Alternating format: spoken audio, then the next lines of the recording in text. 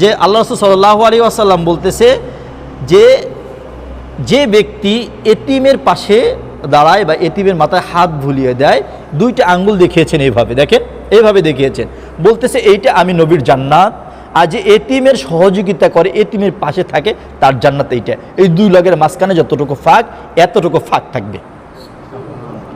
শুধু কি তাই, যে ব্যক্তি এতিমের মাথায় শুধুমাত্র আদর করে হাত ভুলিয়ে দিবে, সাথে সাথে আল্লাহ রাব্বুল আলামিন তার হাতের নিচে যে কটা চুল পড়বে সেই কটা নেকি লিখে দেবে।